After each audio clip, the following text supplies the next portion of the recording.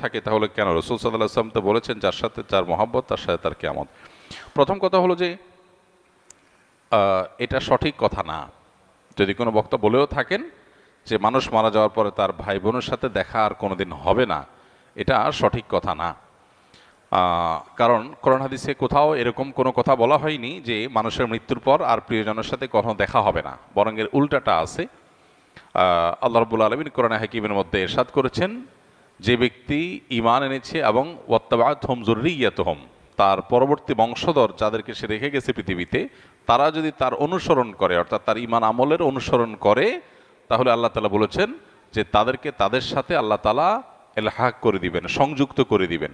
অতএব এই আয়াত বরং পরিষ্কার বলছে যে কোনো মানুষের মৃত্যুর পর তার আত্মীয় স্বজন বা যাদেরকে তিনি রেখে মৃত্যুবরণ করলেন, সে মানুষগুলো প্রিয়জনরা যদি তার আদর্শ অনুসরণ করে, অর্থাৎ ঈমান আমলের চর্চার মধ্যে থাকে, তাহলে তাদের সাথে কিয়ামতে বা আখিরাতে আল্লাহ রাব্বুল আলামিন তাদের সাথে সাক্ষাৎ এবং একসাথে থাকার সুযোগ আল্লাহ তাআলা দান করবেন। এটা এখান থেকে পরিষ্কারভাবে বোঝা যায়। আর এর পাশাপাশি নবী সাল্লাল্লাহু আলাইহি ওয়াসাল্লাম আরেকটা হাদিস আছে, আলমার ও মাআমান আহাব, অর্থাৎ মানুষ যাকে ভালোবাসে তার সঙ্গে সে থাকবে। সেটার একটা অর্থ হতে পারে যে একজন মানুষ যখন জাহান্নামী কোনো মানুষকে ভালোবাসবে, আপনি কার ফ্যান, কার ফলোয়ার, কাকে ভালোবাসেন, কাকে অনুসরণ করেন, এটার উপর নির্ভর করে আপনার গন্তব্য। একজন মানুষ যখন কোনো খারাপ মানুষ অনুসরণ করে, তখন তার সাথে কিয়ামত হবে, তার সাথে তার হাসর হবে, সে তার পরিণতি ভোগ করবে। আর কেউ যখন কোনো জান্নাতি মানুষকে ভালোবাসে, জান্নাতি মানুষকে অনুসরণ করে, তখন সে তার সাথে জান্নাতে থাকার সুযোগ লাভ করবে। এখান থেকে পরিষ্কারভাবে বোঝা যায় যে কোনো বক্তা যদি এরকম কথা বলেও থাকেন তাহলে এটা সঠিক না। তবে হ্যাঁ, কিয়ামতের পর একজন মানুষ তার প্রিয়জনের সাথে তার সাক্ষাতের সুযোগ হবে না, বা গন্তব্য পৃথক হবে, যখন একজন জান্নাতি হবে আরেকজন জাহান্নামী হবে। এখন প্রশ্ন হলো যে আমার ভাই, আমার মা, আমার বাবা, আমার সন্তান কেউ যদি বেঈমান হয় আর সে যদি জাহান্নামী হয়, আর আমি যদি জান্নাতি হই, তো জান্নাতে আমার সুখ হবে না, আমার তো মনে কষ্ট থাকবে যে আমার প্রিয়জন জাহান্নামে। তো জান্নাতে তো কারোর কোনো কষ্ট থাকার কথা না। জান্নাত আজা কে আজারে নাবাসত কাছে রা বা কাছে কারে নাবাসত, ফার্সিতে একটা কবিতা আছে, জান্নাত সেই জায়গা যেখানে কোনো কষ্ট থাকবে না। তো আমার যদি আমার প্রিয়জন যদি জাহান্নামে যায়, আমি যত জান্নাতে যাই আমি তো সুখ পাবো না, তাহলে আল্লাহ তাআলা আমাকে কিভাবে সুখী করবেন? উত্তর হলো, আল্লাহ রাব্বুল আলামিন আমাদেরকে জান্নাতে যখন নেবেন, বা আখিরাতের মারহালা বা স্তরগুলো যখন, লেয়ারগুলো যখন আমরা পার হব, আমরা দুনিয়ার মতো করে সেগুলোকে চিন্তা করি সাধারণত।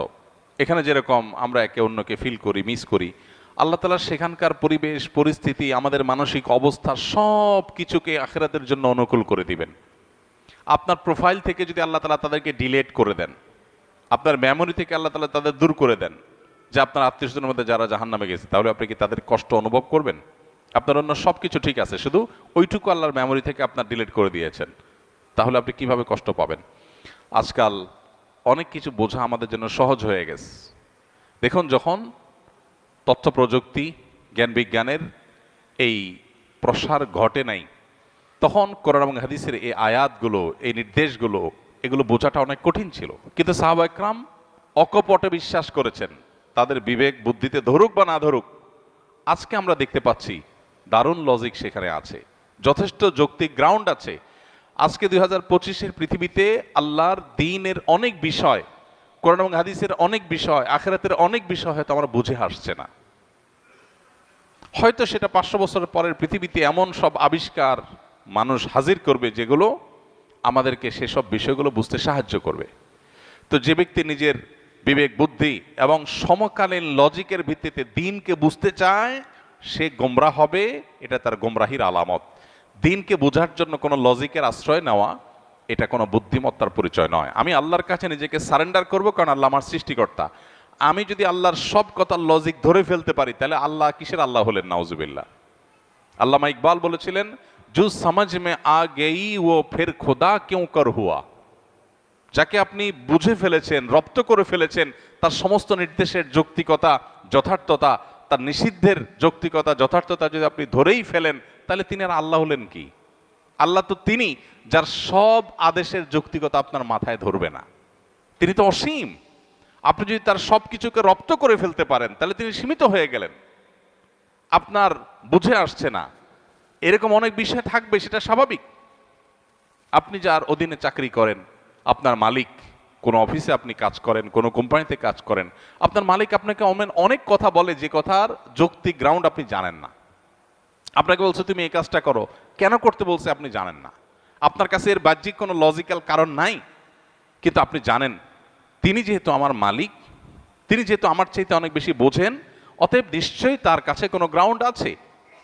বিধায় আমি তার অধীনস্থ হিসাবে শুধু দায়িত্ব পালন করি, হয়তো আমার বুঝে আসবে পরে। একজন গাড়ি চালক, একজন পিয়ন, তাকে বলা হলো যে ফাইলটা তুমি অমুক জায়গায় দিয়ে আসো, আবার নিয়ে আসো, আবার দিয়ে আসো, আবার নিয়ে আসো। তার কাছে মনে হতে পারে এটা তো অনর্থক কাজ, কেন দিয়ে আসছি, কেন নিয়ে আসছি, এর দ্বারা লাভ কি? অনেক সময় দেখবেন অনেক কোম্পানিতে, কোম্পানির নিচের দিকে যে সমস্ত চেয়ারগুলোতে অথবা সাধারণ যে সমস্ত দায়িত্বগুলো আছে সেগুলো যারা পালন করে, তারা সাধারণত বসদের সমালোচনা করে, অহেতুক কাজ। সে বুঝে না কেন তার বস এগুলো বলেছে। বসের সব কিছু যদি তুমি বুঝে যাও তো তুমিই তো বস হয়ে যাবা। তোমার আর মালিকের মধ্যে পার্থক্যটা কি? যে তার সব কথার রহস্য তুমি বুঝবা না, তার যোগ বিয়োগ সব তোমার মাথায় ঢুকবে না, এটাই স্বাভাবিক। তাহলে আল্লাহ তাআলার সব যোগ বিয়োগ, আল্লাহর সব আদেশ নিষেধের যৌক্তিকতা তোমার কেন বুঝতে হবে? এটাই হলো সবচেয়ে বড় বিভ্রান্তি, এটাই হলো সবচেয়ে বড় ইললজিক্যাল, সবচেয়ে অযৌক্তিক কাজ, যে আল্লাহর সব আদেশ নিষেধের যথার্থতা আমার বুঝতে হবে। এই চেষ্টা করাটাই একটা হাস্যকর চেষ্টা। মানুষ হয়ে যদি আমার চাইতে অনেক দূরে থাকা, অনেক উপরে থাকা মানুষের আদেশ নিষেধের যৌক্তিকতা আমি না বুঝি, তাহলে সৃষ্টি হয়ে স্রষ্টার সমস্ত আদেশ নিষেধের যৌক্তিকতা আমার বুঝতে হবে, এটা মোটেও যৌক্তিক কোনো বিষয় নয়। তো যেটা বলছিলাম, যে প্রশ্নের উত্তরে এত কথা বলছিলাম, সেটা হলো যে আখেরাতে আল্লাহ রাব্বুল আলামিন কি করবেন সেটা নিয়ে আপনার আমার টেনশন নাই। আমাদের নাস্তিক বন্ধুদের অনেক প্রশ্ন থাকে, যে প্রশ্ন দেখে সরল মনা বা সংশয়ে ভোগা অনেক মানুষ তারা বিভ্রান্তিতে পড়ে যান। অদ্ভুত অদ্ভুত সব প্রশ্ন করে। ইমানদারের সমস্ত প্রশ্নের কমন উত্তর হলো আমি গোলাম কার? আল্লাহর। আল্লাহ আদেশ করেছেন, আমি তামিল করব। আল্লাহর সমস্ত আদেশ, সমস্ত নিষেধের যৌক্তিকতা বোঝা আমার জরুরি না। আমি যদি তার সব কিছু বুঝেই যাই, তাহলে তিনি আর আল্লাহ হলেন কি? তিনি তো আমার মতো মানুষই হয়ে গেলেন। আল্লাহ তো সে অসীম সত্তা, যার আদেশ নিষেধকে আমার সীমিত বিবেক দিয়ে সবকিছু বুঝবো না, এটাই তো স্বাভাবিক। অতএব আখেরাতে কিয়ামতের দিন আল্লাহ তাআলা কিভাবে, আমার আত্মীয় স্বজন কেউ যদি জাহান্নামী হয়, আমি যদি জান্নাতি হই, তো আল্লাহ আমাকে কিভাবে সুখ দিবেন, এটা নিয়ে আমার টেনশন নাই। সুখ কিভাবে দিবেন এটা আল্লাহর কাজ, আমার টেনশন না করলেও চলবে। অদ্ভুত অদ্ভুত প্রশ্ন অনেকে করে। প্রশ্ন করে, ভাই একজন মানুষ কিয়ামতের মহাপ্রলয়ের 500 বছর আগে মারা গেছে, 500 বছর ধরে সে জাহান্নামী হওয়ার কারণে কবরের আযাব সত্য। আহলে সুন্নাত ওয়াল জামাতের আকীদা হলো আযাবুল কবরি ওয়া নাঈমুহু হাক্কুন। কবরে আযাব হবে খারাপ মানুষদের, আবার ভালো মানুষ হলে তার কবরে শান্তিরও ব্যবস্থা হবে। তার লাশ মাটির সাথে মিশে পচে গলে যেতে পারে আপাত দৃষ্টিতে, কিন্তু ওই তার ধ্বংসাবশেষ, তার যে মূল উপাদান, সেটাকে আল্লাহ তাআলা শান্তি দিবেন। দেখতে দেখা যাবে মাটি, সে মাটি হয়তো কষ্ট ভোগ করছে বা সুখ ভোগ করছে, এটা আমরা অনুভব করব না। আজকের পৃথিবীতে এটা তো বোঝা খুব সহজ। আজকের পৃথিবীতে এরকম বিষয়গুলো বোঝা একেবারেই সহজ। তো এই বিষয়টা সত্য। এখন প্রশ্ন হলো, যে ব্যক্তি কি আমাদের 500 বছর আগে মারা গেল, তাকে আল্লাহ তাআলা 500 বছর ধরে কবরের শাস্তি দিচ্ছেন। আরেকজন কিয়ামতের ঠিক আগের দিন মারা গেল, যেদিন কিয়ামত তার আগের দিন মারা গেল, তার শাস্তি দিন আল্লাহ তাআলা একদিন। এখন নাস্তিক ভাইদের প্রশ্ন হলো যে, ভাই মনে করেন দুইজন একে অপরাধে মারা গেছে, সমান অপরাধী হয়ে মারা গেছে। একজন 500 বছর ধরে শাস্তি পাইছে কবরে, আরেকজন মাত্র একদিন পাইছে, এরপর তো কিয়ামত হয়ে গেছে, আর কবরের শাস্তির সুযোগই নাই। তাহলে আল্লাহ তাআলা এখানে ইনসাফ কেমনে করবেন? আল্লাহ কিভাবে ইনসাফ করবেন, এই টেনশন তার মাথায় ঢুকছে। Buy stocks and ETFs with zero commission. Get the Trading 212 app now. If you live in England and you're between 50 and 80, there's a chance you আল্লাহ রাব্বুল আলামিন ইনসাফ করবেন। That's it. আল্লাহ কোরআনে পরিষ্কারভাবে ঘোষণা করে দিয়েছেন, ওমা রাব্বুকা বিযাল্লামিল লিল আবিদ। আল্লাহ তার কোনো বান্দাদের প্রতি কোনো জুলুম করবেন না, আল্লাহ জুলুম করেন না। আল্লাহ বলেছেন হাদিসে কুদসিতে, ইন্নী হারামতু যুলমা আলা নাফসি, আমি নিজের প্রতি নিজে জুলুমকে হারাম করে দিয়েছি।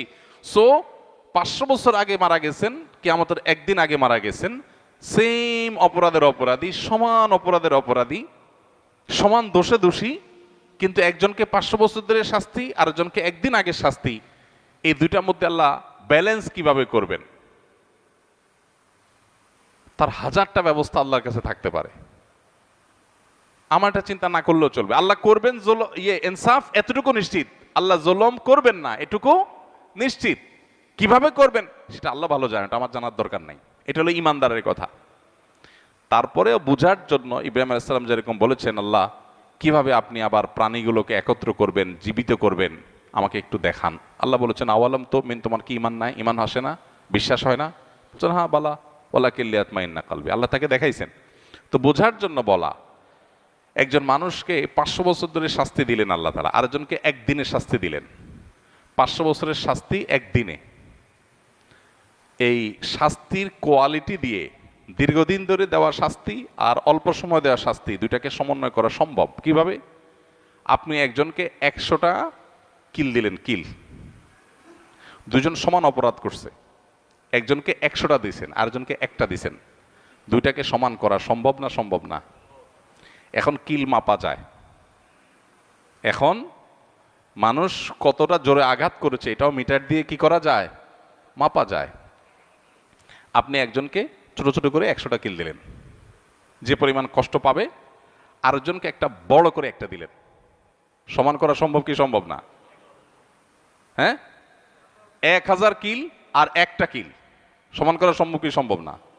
হাতুড়ি দিয়ে এমন ভাবে জোরে দিলেন যেটা একদম নাই হয়ে গেল দুনিয়ার থেকে। আরেকজনকে 10,000 কিল দিলেন। তো এই দুইটার মধ্যে যদি ব্যালেন্স করা সম্ভব হয়, তাহলে 500 বছর আগে মারা যাওয়া মানুষ আর কিয়ামতের একদিন আগে মারা যাওয়া মানুষের শাস্তির মধ্যে ব্যালেন্স করা কেন অসম্ভব হবে? মানুষ সবকিছু নিজের মতো করে ভাবে, এজন্য সে ভুল করে। আমি মানুষ, আমার সীমিত শক্তি সামর্থ্য দিয়ে আমি ভাবি, আল্লাহ তাআলা অসীম, অতএব তার দ্বারা অসম্ভব বলতে কিছুই নাই। কিয়ামতের ময়দানের আল্লাহ রাব্বুল আলামিন জান্নাতে আত্মীয় স্বজনকে যেরকম মিলিত করাবেন, আবার জাহান্নামে আত্মীয় স্বজনের রাস্তা ভিন্ন হয়ে যাবে, কিন্তু ভিন্ন হওয়ার কারণে জান্নাতির কোনো কষ্ট হবে না। সে ব্যবস্থা আল্লাহ করবেন। কিভাবে করবেন আল্লাহ জানেন, কিভাবে করবেন আল্লাহ জানেন। এক লোক প্রশ্ন করেছে, ভাই আমার তো বিড়ি খাওয়ার অভ্যাস আছে, আল্লাহ তো জান্নাতে যা চাইবেন তাই দিবে, তো আমি জান্নাতে বিড়ি খাওয়া ছাড়া তো আমার ভাল লাগবে না। যদি আল্লাহ আমারে জান্নাত দেন, যদি আল্লাহ আমাকে জান্নাত দেন, হতে পারে না যে অনেক গুনাহ করার পর আল্লাহ মাফ করে জান্নাত দিয়ে দিয়েছেন, হতে পারে, ইমানদার হলেই হলো। তো আমি ইমানদার মুসলমান, আল্লাহ আমার সব মাফ করে জান্নাত দিতে পারেন, সুযোগ তো আছে। যদি দেন তো আমার তো বিড়ি ছাড়া ভাল লাগবে না। তো জান্নাতে গেলে আল্লাহ আমারে বিড়ি দিবেন কিনা? দিলে জান্নাতে বিড়ির মতো নোংরা জিনিস থাকলো, দুর্গন্ধ। আবার যদি আল্লাহ না দেন, তাহলে আমার জান্নাতে সুখ হবে কেমনে? তো উত্তর হলো, আপনার অন্তরে যে বিড়ির চাহিদা আছে, এই নোংরামি আল্লাহ তাআলা দূর করে দিবেন, এটা আর থাকবে না আপনার মনে। সম্ভব কি সম্ভব না?